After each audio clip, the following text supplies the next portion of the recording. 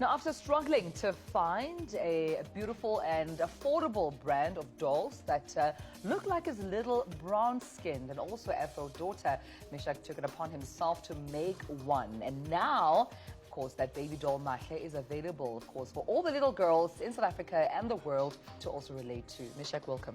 Awesome. Thank you so much for inviting us. Thank you. I mean, I think it's not a lot of parents who could rather decide to be entrepreneurial and make a doll as opposed to looking for one either on the internet or you said, listen, I'm going to take matters into my own hands and make this for my daughter. Yeah, exactly. So I'm a bit of an ambitious person. So when I couldn't find one, I was like, okay, you know, let me have fun with my daughter. Let me go and create one. And we did that. And we couldn't do just one. We did about 50 initially. And then we brought them back. And I thought to myself, she can't play with all 50. How about I just sell 49 and recover the cost? And that's when we realized there's a bigger market for it. People wanted more. What was the process like, though? Because I can't imagine it being easy. Yeah, it's a long process. It's quite an expensive process. So what you need to do first, you need to figure out how the doll is going to look like. So for me, I had a template, which was my daughter. From there, you sketch it, and you take it for 3D design. From there, then you do your mold. The mold is about 70,000 rand. Once you're done, then you find a factory that's going to make it for you. And then you decide on the numbers. So in manufacturing, the higher the units, the lower the cost. So that's how that worked, So you named the dolls Mahle? Why? So Mahle is actually what my daughter calls her dolls.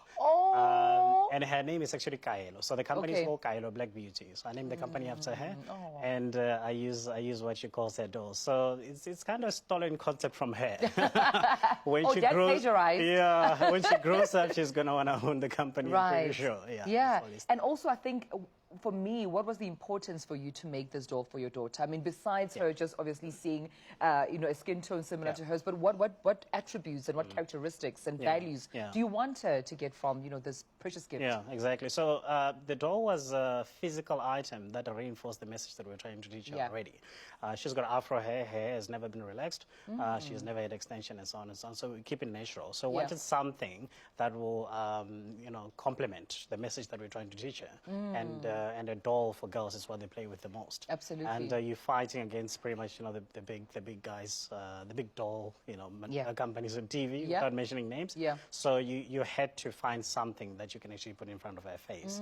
And then we're quite happy the fact that what we could do for our daughter end up resonating with so many people, and it helps them send the same message to the kids. And because I assume she's so young, I mean, young children learn more of their behavior. So when they see something, a lot of times they can internalize it and believe in it. So you're saying, watch this, play with it, this is yours, own it, and let that reaffirm that it's okay to be you as you are. Exactly. So, I mean, they say between the age of 2 and the age of 6, the child's personality is already instilled. So it's a very crucial gap, which is very short, actually, for you to actually instill the messages that you want your child. Pretty much it's going to drive the child's life up to adulthood.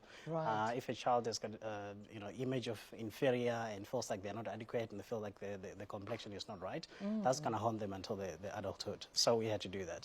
And let's talk about, you know, your business acumen for a little bit. I mean, you talk about, or rather you share very strong sentiments about how small businesses are quite, you know, the solution to alleviating some of our unemployment issues in South Africa. Why do you think so, especially with the experience that you have with your business? Exactly. So I'm a fellow for the Alan Gray Obis Foundation, and what they stand for is, you know, Alan Gray himself wanted to solve unemployment problems in South Africa, and he thought the better way to do it is to fund small businesses. So I've pretty much been through that program, and that's why actually I resonate quite well with that. And I was also raised by a single mom who has never had a formal employment. She always been selling stuff, and I've seen how you can get yourself out of poverty by selling and creating employment instead of waiting for government to provide jobs.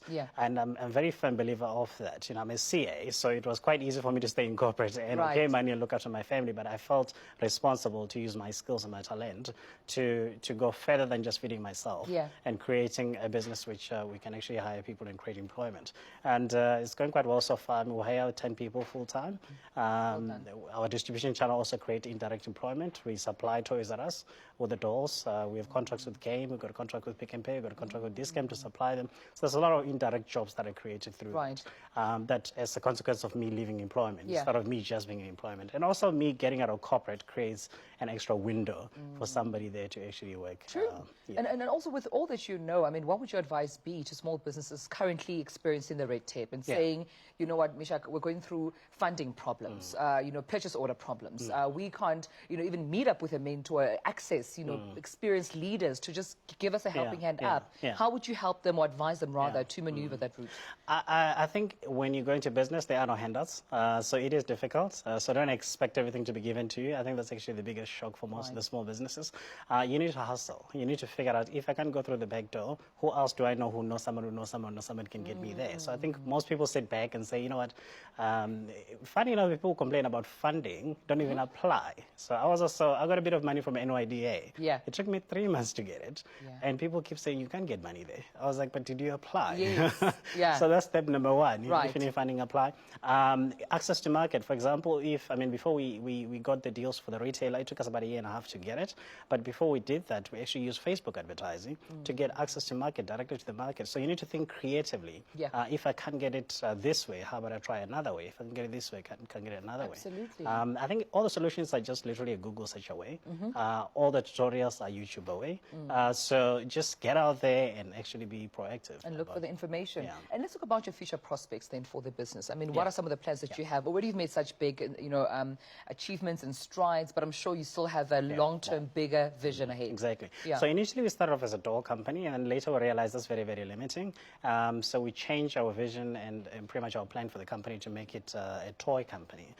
We want to become the next African Disney. So we want to be the go-to place for anything toy, anything accessory related to play and fun.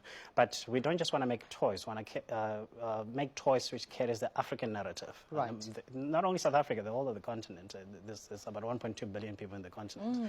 That I think the Western and the European influence still lingers in our minds. Yeah. So we want to get through, the kid's mind using those toys. So we have dolls. We're going to be doing animation. We got hair care products. We're going to be doing, we've got school bags. We've got a whole lot of accessories that actually fits into that. And we're not forgetting the boys also. Yes. Because I think sometimes we focus too much on the ladies. Absolutely. And we forget the boys. So the boys need to be taught again, to respect women, to be men of character, and learn to work hard and respect school and actually go to school. So we actually have a whole lot of product line for that to reinforce that message. And also interestingly, I'm seeing now that you made a very conscious choice about using township manufacturers. Why? We use township labor. I grew up in the villages, so when I came to Joburg, I think I resonated quite well with the township. It's a legacy of the past, but I don't like the fact that people have to travel for 2 hours to get to work one way and 2 hours to come back. I think it's very inefficient, and also it makes it very difficult to look after their kids. So at the moment, we actually have our production of the outfits. So all the outfits that the dolls are wearing are made in the township. Wow. All the ribbons, the bags are made in the township. And these ladies are literally working in their houses, so they're able to work and look after their kids at the same time.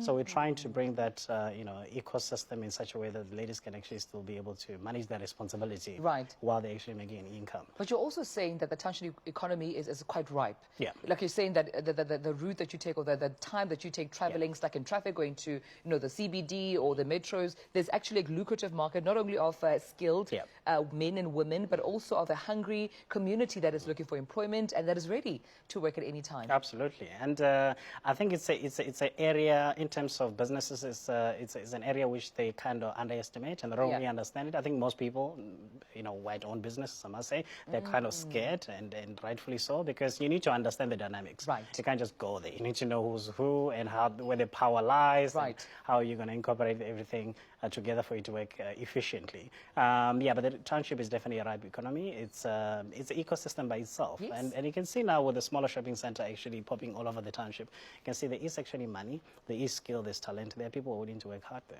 Mishak, I wish you all the best and thank you for sharing your story. Thank you so much for inviting me. Well, make sure that you get yourself the Mahle doll and get yourself all the goods that they come with them. Pre-order even that animation movie they haven't done yet. Pre-order it now, because trust me, there's going to be a lot of traffic later when they've just boomed across the African continent. But make sure that you support. You can get them on retail stores. Also check them out on social media. Get your daughter, get your kids the school bags. Trust me, they will be proud of themselves even more. But on that note, we're going to take a short break and we'll come back after this.